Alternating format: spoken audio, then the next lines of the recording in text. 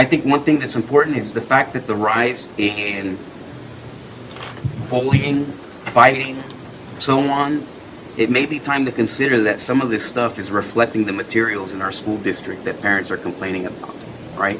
Because a lot of the parents, right, are seeing that the stuff being whatever is in these books is being played out in schools, and I think that's a pretty dangerous situation, because a lot of those books are basically talking about rape and so on, and it just seems like there's a lot of stuff going on in our schools. A lot more than I would have ever imagined. Certainly before I ran, I would have never imagined that this is one of the concerns that people are going to be coming to me with. You spoke about OASIS volunteers, and it's still true that any felon, a parent who may have a felony charge or a felony conviction, correct myself there, cannot take their kids on a school field trip. Is that correct?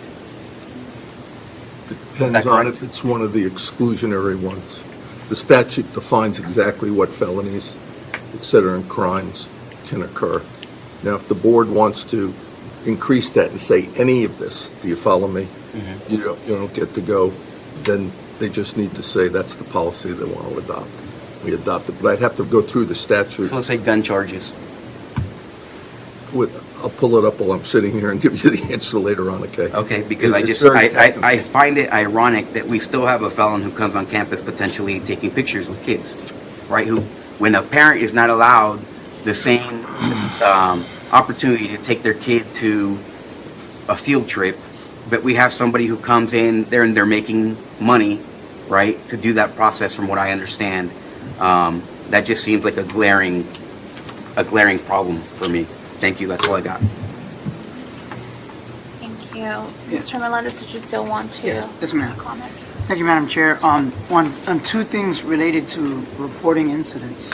One thing that I'm concerned about is somebody's ability to report something anonymously. Mm-hmm. Because a lot of times, if somebody comes out there and says, hey, this person reported, you have like the fear of retaliation. Not that it would happen all the time, but, so I just want to make sure that throughout that process, I don't know if the state law requires that or, that we have the ability. Now, if they want to put their name on it, they can. There's nothing wrong with that. But I think that's why I think the state you mentioned gives them a number versus their name on it. So there has to be some kind of, I want people to not be afraid to report. Our new hotline specifically tells them if they're comfortable, they can leave their name. If they're not, they can make it anonymous. Correct. And then also, to me, that was one of the, we had spoke about this before at another, we had these long board meetings, and I think it was at the very end. And during that safety committee, I wanted that to be like the first item on the agenda.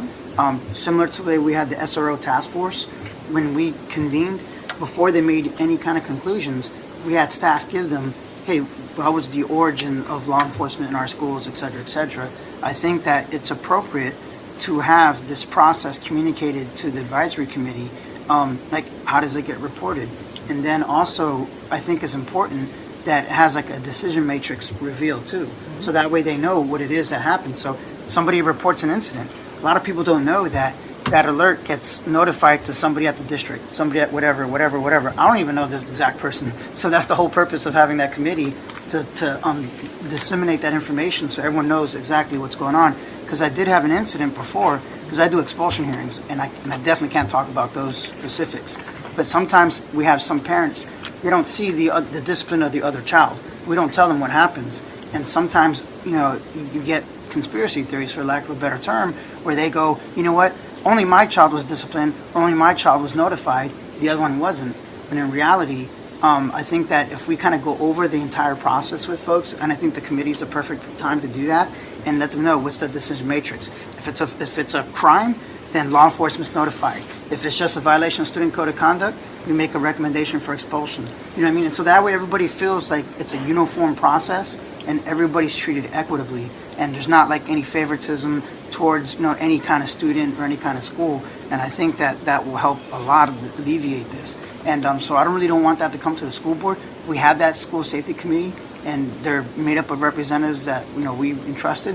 And I think that let that process go, work itself out, and then they can come back to us with recommendations, because they could look at the process and go, wait a second, something doesn't seem right, or if there's not enough documentation to support a claim, then I want to be able to have that committee that's already established to actually have teeth. Because that's one thing I want to do is, I don't want to have community committees just to sit together and listen. I want them to be able to make recommendations and feel like their opinion is valued and be able to give that back to the board.